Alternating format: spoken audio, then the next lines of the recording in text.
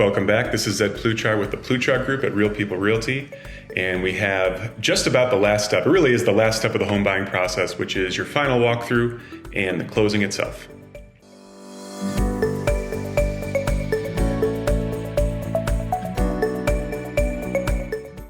All right, you made it.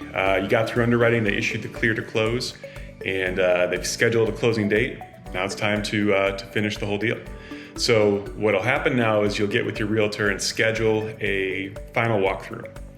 And very technically what this is supposed to do is verify that the condition of the home is exactly what it was like during the inspection. There's been no damage, no major changes. All the appliances that are supposed to stay are still there. Nothing's there like junk, rubbish, things like that are not supposed to be there. And if you agreed for the seller to do any repairs, that those repairs are all done. It's pretty much a formality for the most part. Very, very seldom had any issues with the walkthrough, but you're just kind of going through the house, check every room. You might want to run the faucets, flush the toilet if you like. It's not a thorough inspection. It's not like a new inspection. At most, the most thorough you'd be is kind of checking what they were supposed to do, if they were supposed to do anything at all. Otherwise, it's sort of a cursory glance. Okay, everything looks like it's in order, and then you head off to closing.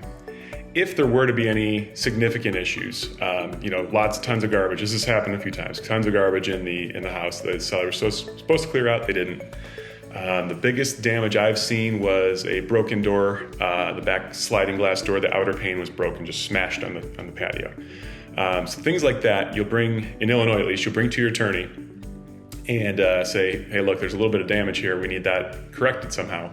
What'll usually happen, you're so close to closing, is that there'll be either an escrow agreement or a credit given, and that'll basically allow you, the buyer, to get those things corrected into the future.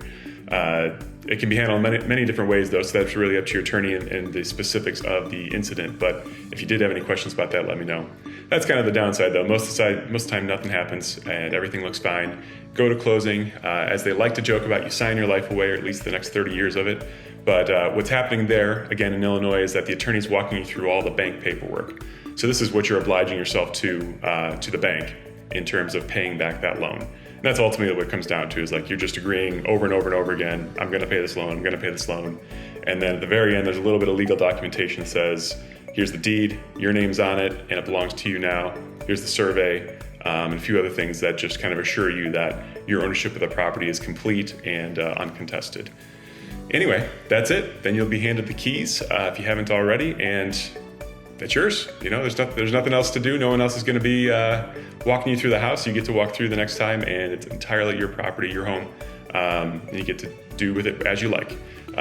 Except don't do the things the bank tells you not to do. So anyway, if you have any questions about that, my number is 815-931-2279. And thank you for joining us on this home buyer journey. We may or may not do a frequently asked questions. I think I will, but at this point, this is the end of the journey, and look forward to the future to do a seller's journey with you as well. Thanks.